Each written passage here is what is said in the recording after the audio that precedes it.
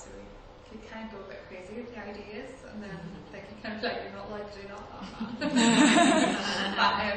that was really nice, because it was kind of like, if I designed an exhibition, I think it would have been really careful, just so it looked nice, or like, so I could have achieved it, but because I was working with Kira and this other guy on it, it was kind of like really helpful, because I could be a bit more risky with it, you know. It would also be really interesting to know about your perspective on the diversity of the artist scene. Do you feel like the artist scene is inclusive for artists from different social, cultural backgrounds, disabled artists? Don't know if you've got any impressions on that, or whether you feel like more could be done? I mean, I have an impression because I always filled out these forms. Yeah. And it's shocking because they always ask you which ethnic group they come, and it's always white, you know. The only black people I encountered was when we did work with soldiers in a camp. It's shocking how uniform white that is. And is that not representative of the general? No, I think it's representative of Northern Ireland. Right. I think the whitest society you get in Europe. Because of the political past, there were not much immigration, and that other diversity, sexual orientation, you get all that, although it's still a quite fundamentalist country, so a lot is unsaid. But it definitely improved. Disabled artists is, I mean, I can count it. We had one wheelchair artist, and we have a lift here at least. But it's also difficult. But there is this, like, one gallery.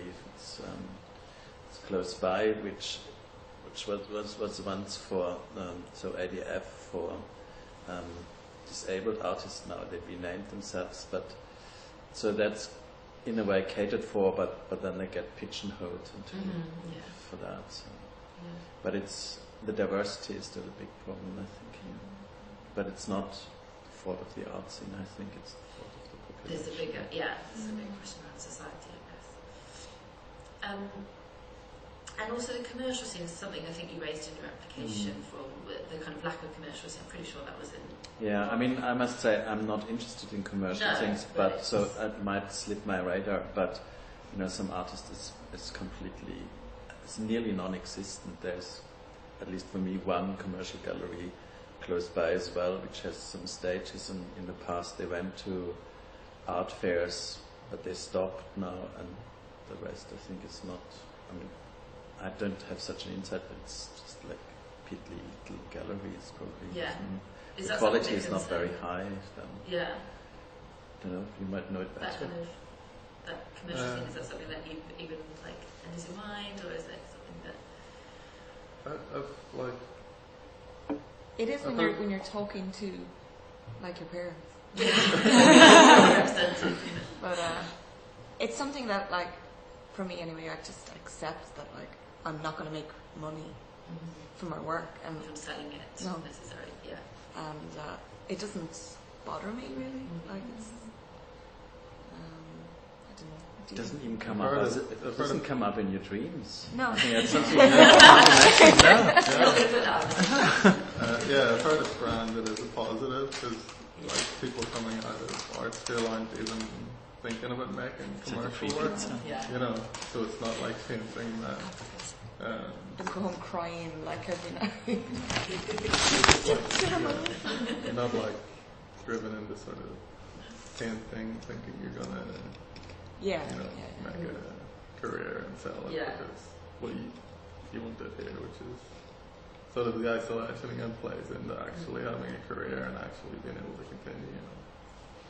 I think that's just the mentality, though, of Northern Ireland, you know, like, because I think we all feel a bit like that, but it's something that, because we're all a bit oppressed or something, that it's like, don't reach for the stars, or, you know, the Americans just think they're like, you know, like, it just depends on, it's a cultural thing, I think, that's embedded in us. It's like, in our nervous systems, you know, it's deep in. Yeah. So we're all a bit like that. We're like, you know, just get by and, you know, not make enough money, but you know what, I'm happy doing it, have a good time, you know. So I feel the same, in a way, but then there's a big part of me that's just no, I want to make enough money, I want to have a holiday, I want to, so there's a confliction there, but I think it's a cultural thing here that's... it's like survival mode, right? It's like you accept beaten down or something. Do you know what I mean? Well, I think you articulate very well when we're talking in there about sort of lack of confidence in the city. You say around that's connected to, I guess, the history, to people's ability to process the political context out. All those kind of, and the architecture, the regeneration, that are all wrapped up with questions of what's your identity now? What's the city's identity, I suppose? Yeah, it's the Irishness. I mean, they were always the underdogs. So I think that's still ingrained, although then you get some people who make it, like you see them on TV or so, and then you're very proud, but you can... I mean, I'm not from here, but it's difficult to imagine that, and that you could be one of them. I think that aspiration is just not fed into young people. I mean, they start to feed that in. You can achieve that, but I think it's very difficult still. And there are very few role models. Yeah, or then they go away, so they can't really radiate their thing. Who made it? Because that's the thing of networking. If you would have networked successfully, you wouldn't be here anymore. So it's just as if that's a place where you can't actually grow taller. Do you feel that's a mentality that resonates? Like that idea that, if you're successful, you leave, or is it not necessarily? I disagree. There's a lot of photographers I kind of know from the scene, from Dublin, doing so well commercially, but I don't even think, when you hear them talking about it, they were saying that they wouldn't mind if it hadn't happened, because in a way it's kind of a bit of a control thing or an authorship thing. They have to make new work every year, and maybe the work made last year wouldn't quite have been what they wanted to do, but they had a contract to do. The contract? Yeah, for certain kind of, I don't know what it's like for other kind of mediums, but they'll produce a kind of new version of their work each year for going to Harry or whatever it is, but I don't know, I guess there's a bit of pressure comes with that, and as much as it might make it easier financially, it's maybe, I haven't heard anyone really raving about it, and to that point it wouldn't really motivate me to actually do that, it's very commercial, and I guess that's been a scary world, isn't it?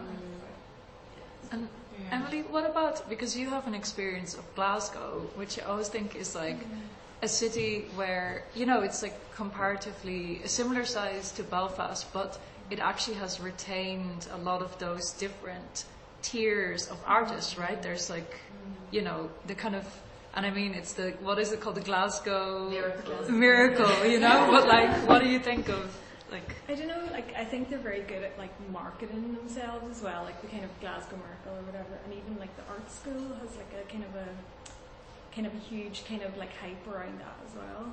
But yeah, I guess it is cheaper than London, so a lot of artists will stay because it is cheaper, and you can kind of easily travel to London, so I think that's probably part of why people stay. And then there's also kind of a commercial bubble as well, where you have galleries like the Modern Institute, and they're kind of creating their own little hypermarket within the city that's kind of, but yeah, I don't really know why they can kind of, it is a similar, it's cheap to live in Belfast and cheap to live in Glasgow, but yeah, I haven't figured out exactly what Glasgow is doing. That's just kind of I don't know, that there is kind of a larger scene there, and it is more kind of vibrant, but yeah, at the same time, it is more expensive to live there as well, so that's kind of hard.